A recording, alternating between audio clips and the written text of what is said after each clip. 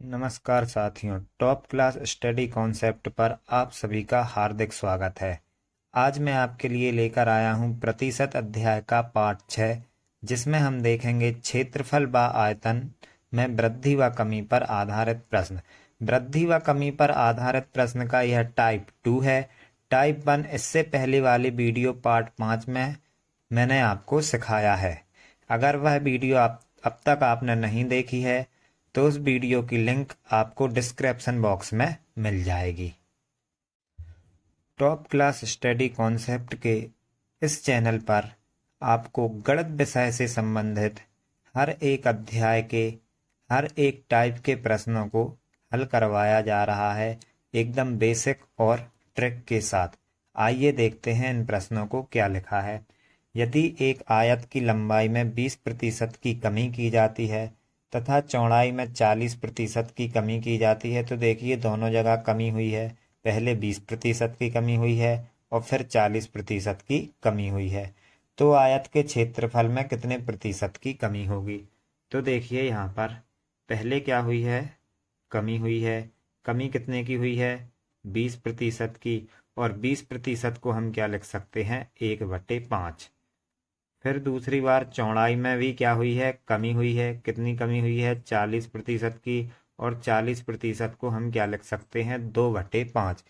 यदि आपको ये नहीं पता है कि 40% को 2/5 और 20% को 1/5 कैसे लिखा है, तो इसके लिए आप प्रतिशत अध्याय के पार्ट 1 को जाकर देख सकते हैं, जिसकी लिंक आपको डिस्क्रिप्शन बॉक्स में मिल जाएगी। आइए देखते हैं आगे। कमी हुई है लंबाई में 1/5 और कमी हुई है चौड़ाई में 2/5। तो हम यहाँ लिखेंगे लंबाई। लंबाई पहले कितनी थी, 5। लंबाई पहले कितनी थी, 5 थी। फिर उसके बाद ऊपर वाली संख्या हमेशा घटेगी और वृद्धि होगी तो बढ़ेगी। यहाँ पर कमी हुई है तो ये घटेगी। लंबाई पहले 5 थी, उसके बाद उस पर 1 की कमी आई तो घट गई। अब लंबाई कितनी बची है, 4। चौड़ाई की बात करें तो चौड़ाई पहले कितनी है, 5 है। उस पर भी क्या हुई है, कमी। और कमी कितने की होगी, 2 की। तो चौड़ाई में 2 की कमी हुई। 2 की कमी हुई तो चौड़ाई कितनी बची, 3। हमें बताना था कि आयत के क्षेत्रफल में कितने प्रतिशत की कमी होगी। तो हमें पता है आयत का क्षेत्रफल क्या होता है, लंबाई गुणित चौड़ाई। तो इन दोनों का हम क्या कर देंगे, यहाँ पर गुणा कर देंगे। 5 गुणित 5 कितना हो जाएगा, 25। 4 गुणित 3 यह कितना हो जाएगा, 12। तो देखिए आयत का क्षेत्रफल पहले कितना था, 25, जो कि अब घटकर कितना बचा है, 12। तो हम देखें कि आयत के क्षेत्रफल में कितने प्रतिशत की कमी आई। आयत के क्षेत्रफल में कितनी कमी आई, तो आयत के क्षेत्रफल में कमी आई है 13 की। पहले क्षेत्रफल कितना था, 25। उस पर कितने की कमी हो गई, 13 की। तो प्रतिशत बताना है तो 100 से क्या करते हैं, गुणा। इसको काट देंगे, 25 से 100 कट जाएगा कितनी बार, 4 बार। और 13 और 4 का गुणा होके ये हो जाएगा कितना, 52। अर्थात आंसर क्या हो जाएगा, ऑप्शन नंबर बी, 52% की क्षेत्रफल में क्या आई है, कमी। आइए साथियों देखते हैं अगले प्रश्न को। लिखा है, यदि एक वृत्त की त्रिज्या में 10% की कमी की जाती है तो वृत्त के क्षेत्रफल में कितने प्रतिशत की कमी होगी। तो देखिए क्या हो रहा है, क्षेत्रफल में, सॉरी, त्रिज्या में क्या हो रही है, कमी। कमी हो रही है, कितने प्रतिशत की कमी हो रही है, 10%। कितने प्रतिशत की कमी हो रही है, 10% की। और 10% को हम क्या लिख सकते हैं, 1/10। 10% को हम क्या लिखेंगे, 1/10 लिखेंगे। अब देखिए हमें पता है जो वृत्त का क्षेत्रफल होता है, वृत्त का जो क्षेत्रफल होता है वह कितना होता है, पाई आर स्क्वायर। कितना होता है, पाई आर स्क्वायर। यहाँ हमें पाई से कोई मतलब नहीं है, क्योंकि वृत्त की त्रिज्या में कमी हो रही है। किस में कमी हो रही है, त्रिज्या में। तो हमें यहाँ मतलब है केवल त्रिज्या से। और त्रिज्या कितनी है, आर वर्ग, यानी कि आर कितनी बार है, 2 बार है। तो त्रिज्या में कितनी बार परिवर्तन होगा, त्रिज्या में परिवर्तन होगा 2 बार। तो देखिए पहले वृत्त की त्रिज्या कितनी होगी, 10, उस पर 1 की क्या हो जाएगी कमी, तो त्रिज्या कितनी बचेगी 9। r वर्ग है इसलिए 2 बार कमी होगी, 10 त्रिज्या थी, 1 कम हो गई, कितनी बची 9 बची। 10 गुणित 10 करेंगे 100, 9 गुणित 9 करेंगे 81। तो पहले क्षेत्रफल कितना था 100 था, जो कि अब घटकर कितना बचा है 81, यानी कि जो कमी आई है वो कितने की आई है 19 की।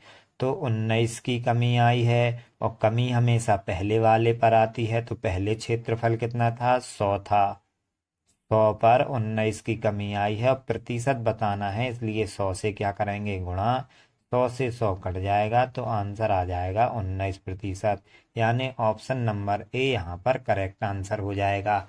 इस सवाल में, इस प्रकार के सवाल में अगर हमसे बोला भुजा में कमी या फिर भुजा में वृद्धि, त्रिज्या में कमी या त्रिज्या में वृद्धि, तो हम केवल त्रिज्या को देखेंगे। त्रिज्या के ऊपर 2 की घात थी इसलिए 2 बार कमी की गई।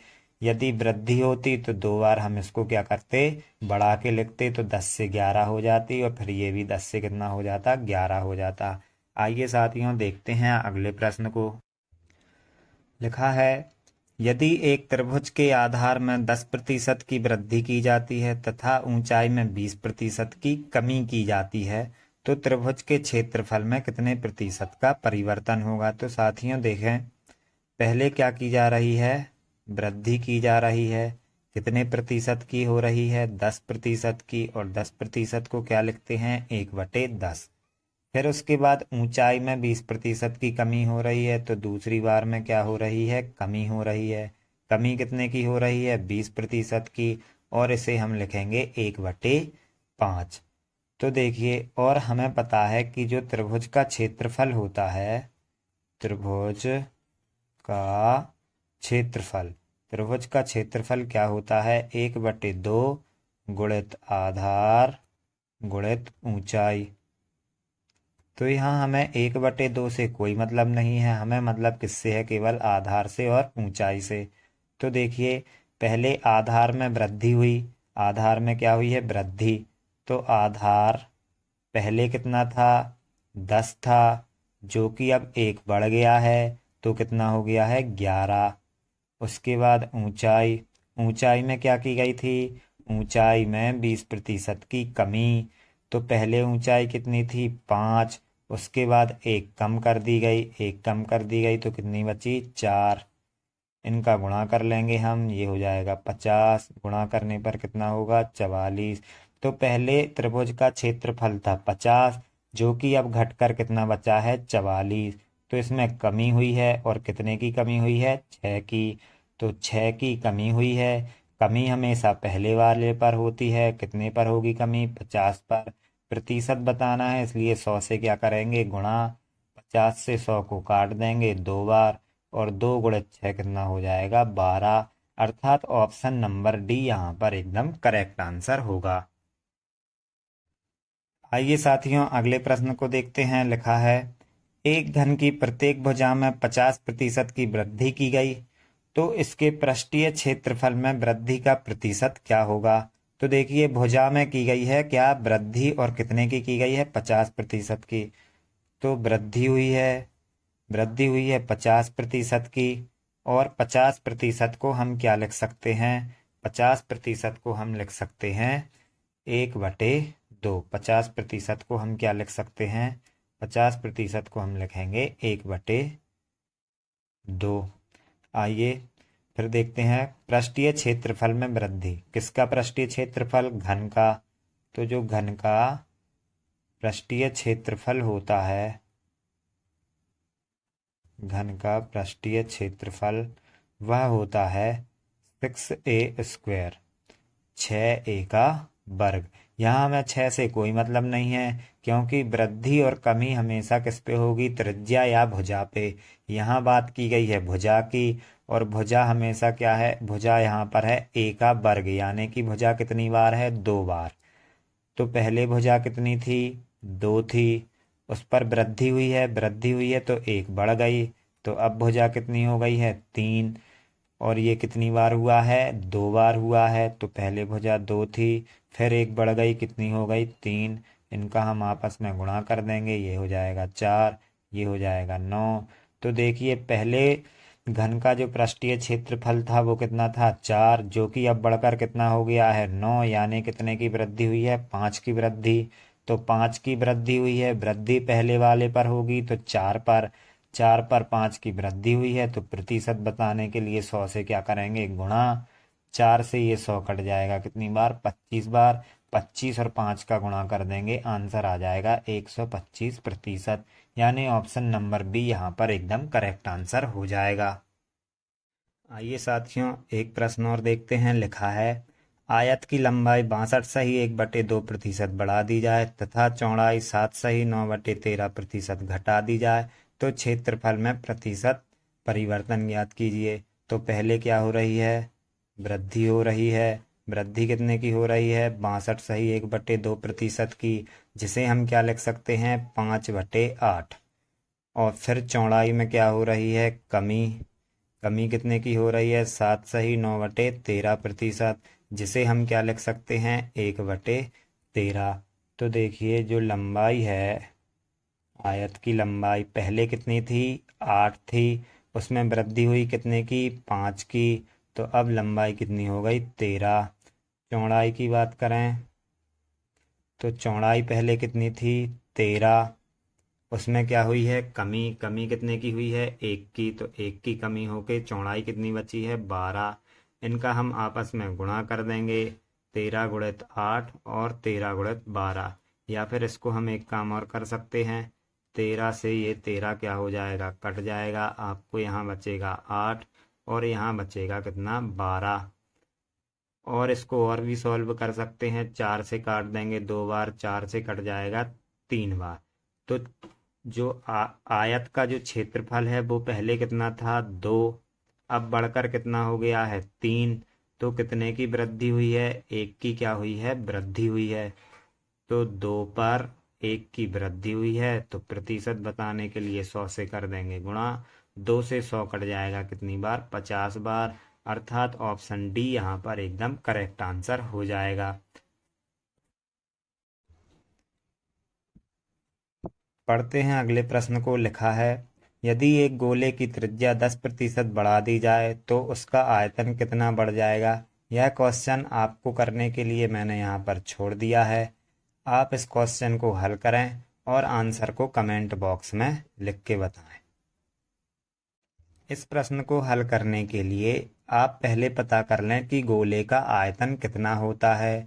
उसमें त्रिज्या के ऊपर, त्रिज्या देखिए त्रिज्या को बढ़ाया जा रहा है तो उसमें देखना त्रिज्या के ऊपर कितने की घात लगी है। अगर 3 की घात हो तो त्रिज्या को हम कितनी बार बढ़ा के लिखेंगे 3 बार बढ़ा के लिखेंगे और सबका आपस में गुणा कर देंगे। तो देखते हैं कितने लोग कमेंट बॉक्स में आंसर को लिख के बताते हैं। तो साथियों ये थी प्रतिशत अध्याय का पाठ 6, जिसमें हमने देखा क्षेत्रफल व आयतन में वृद्धि व कमी पर आधारित प्रश्नों को। अगर आपको वीडियो पसंद आई हो तो वीडियो को लाइक करें, शेयर करें और चैनल को सब्सक्राइब करना ना भूलें।